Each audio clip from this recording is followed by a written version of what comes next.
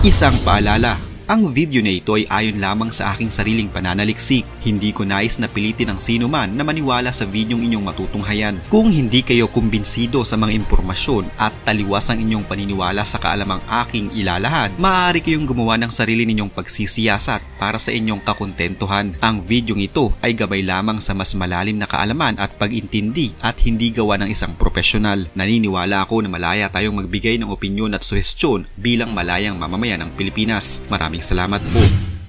Hindi papasok sa isang negosasyon ang bansang Israel sa Hamas militant group ng Palestine. Ito ang sinabi ni Israel Ambassador to the Philippines FLUS noong nakaraang buwan. Ito aniya ay dahil walang kakayahan ng Hamas na isang teroristang grupo na makabuo ng mapayapang ugnayan sa Israel. Ani FLUS, magiging bukas lang sa negosasyon ng Israel kung magbabago ang Hamas group mula sa pagiging militante at maging sa pakikitungo nila sa mga Israeli. Itinuturing ng Israel na ang militanteng grupong Hamas ay traidor at madalas na umaatake ng patalikod. Pero sa kalalabas lamang na balita, tila ang pagmamatigas ng Israel ay napalambot dahil na din sa pakiusap ng ibang mga bansa sa pakikipagnegosasyon sa kanila. Subalit ang negosasyon na ito ay hindi tungkol sa ceasefire na sisimula ng Israel. Ito ay tungkol sa pagpapalaya sa mga bihag ng Gaza na hanggang sa ngayon ay hindi pa din nila pinakakawalan. Siyempre, kung magpapalaya sila ng mga bihag, hindi naman maaaring Israel lamang ang makikinabang dahil sigurado na naghahangad ng kapalit ng Hamas sa gagawin nilang pagpapalaya sa kanilang mga bihag. Hindi lang naman kasi isa o dalawang kanilang palalayain kundi 50 mga bihag, kaya tiyak na magiging kapalit nito ay malaki din. Ano nga ba ang kapalit ng pagpapalayang ito at paanong pumayag ang Israel na sa wakas ay makipagnegosasyon sa Hamas? Sino nga ba ang may kagustuhan nito? Sa isang hindi napaghandang botohan ng mga gabinete ng Israel na nangyari noong umaga ng Miyerkules, mas pumabor ang boto sa pagkakaroon ng kasunduan upang masiguro ang pagpapalaya nang nasa mahigit kumulang 50 katao na dinukot ng militanteng grupong Hamas na hanggang sa ngayon ay hindi pa rin pinapalaya. Ito ay ayon sa isang opisyal na pahayag na inilabas ng gobyerno ng Israel, subalit hindi nila sinabi kung sa paanong paraan ginawang botohan. Bumoto ng oo ang far-right Religious Zionism Party habang sumalungat naman ang mga miyembro ng National Security Minister Itamar Ben-Gvir's ultra-nationalist Otzma Yehudit faction. Hindi din isinapubliko ang iba pang mga detalye sa naganap na botohan, pero ayon muli sa gobyerno ng Israel, nasa 50 katawang palalayain ng Hamas na karamihan sa mga ito ay mga kabataan at mga kababaihan. Gagawin umano nila ang pagpapalaya ng grupo.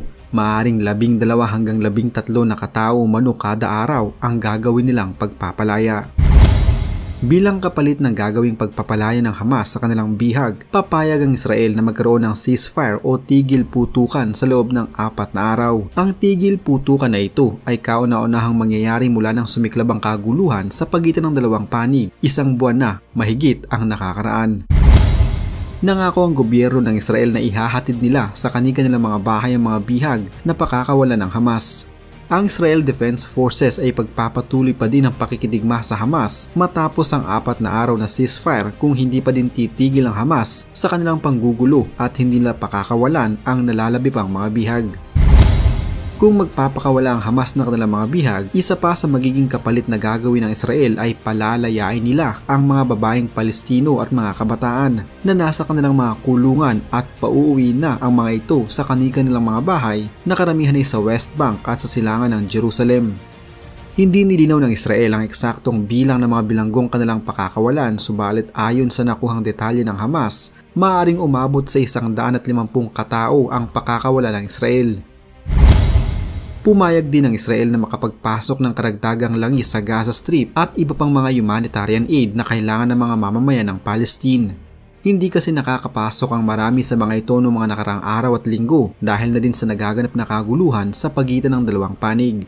Ayon sa Hamas, bilang parte umano ng kasunduan, hindi muna magpapalipad ang Israel ng mga drone sa southern Gaza at maaari lamang silang magpalipad nito sa may parteng hilaga ng Gaza Strip na kung saan nasa itinakdang oras din ito dapat. Ito ay sa loob lamang ng 6 na oras mula alas 10 ng umaga hanggang alas 4 ng hapon. Kinlaro din ng Hamas na habang nangyayari ang ceasefire o tigil putukan, Ang kanila umanong mga daliri ay mananatili sa gatilyo ng kanilang mga baril at mananatili din silang magbabantay sa mga posibleng mangyayari. Sa isang pagpupulong bago pa man mangyari ang kasunduan, ang IDF, Shin Bet at Mossad ay nagpakita ng kanilang suporta sa tigil putukan.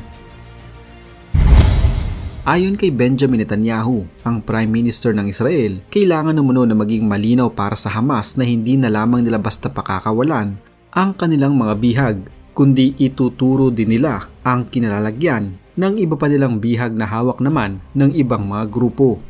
Hindi din nila pakakawalan ng mga bilanggong Palestino na ang kaso ay may kinalaman sa pagpatay.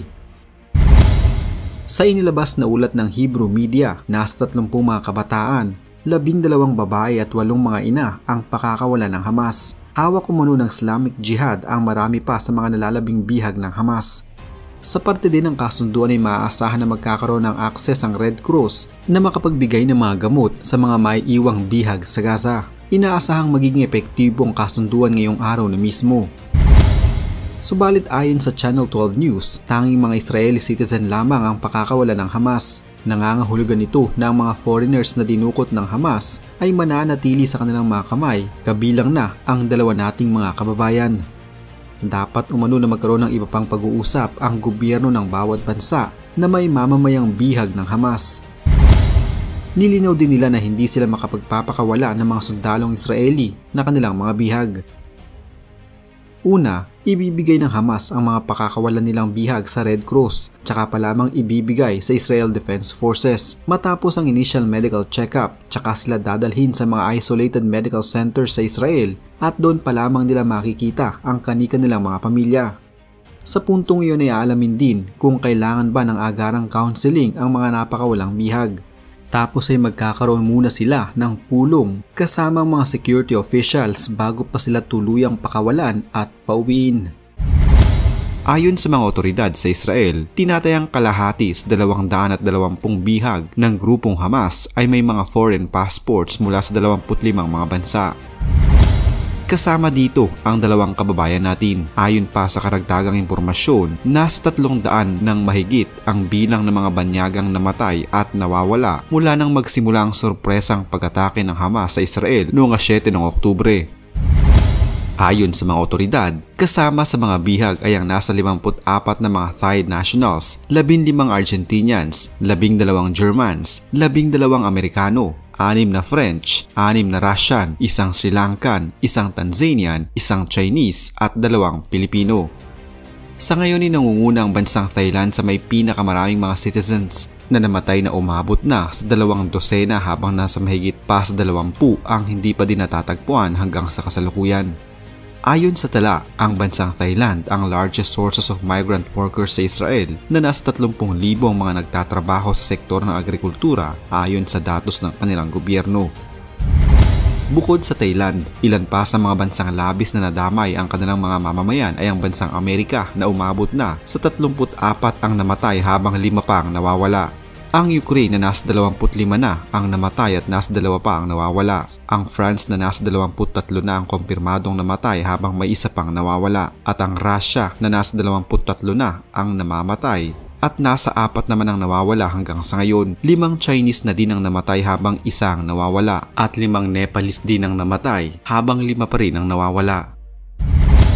Sa kasalukuyan ay umabot na sa 4 ang bilang ng mga pinakawalang bihag ng grupong Hamas mula nang magsimula ang kaguluhan sa Israel. Ang paglaya ng ilang mga bihag mula sa kamay ng militanteng grupo ay nagbibigay ng pag-asa sa pamilya at kaanak ng mga naiwan pang mga bihag. Subalit para sa Israel, ito ay isang malaking pressure sa kanila dahil sa mas humihigpit pa ang panawagan na dapat ay walang mapahamak sa mga bihag at siguruhin ang kaligtasan ng bawat isa. Marami din ang nananawagan na dapat pangunahan ng Israel ang pakikipag-usap sa kabilang panig na ligtas na pakawala ng mga bihag nito sa kabila ng mas lumalala pang gulo at pag-atake ng grupo ng Hamas. Sana'y magtuloy-tuloy na ang mga usaping pangkapayapaan para na din sa kaligtasan ng marami, lalong-lalo na ng mga kabataan na silang pinaka-naapektuhan sa nangyayaring kaguluhan. Naway mahinto na ang karahasan at iringan upang hindi na madagdagan ang mga nasasawi at nasusugatan. Isa na namang kwento ng pagbabalik tanaw sa kasaysayan ang naitampok natin ngayon. Huwag kalimutang i-like ang video ito at mag-iwan ng komento sa ibaba ng mga nais nyo pang malamang kwentong kasaysayan sa Pilipinas. Mag-subscribe na din para lagi kayong updated sa mga pinakabagong video dito sa Kasaysayan Pinoy. Magandang araw po at mabuhay ang bansang Pilipinas!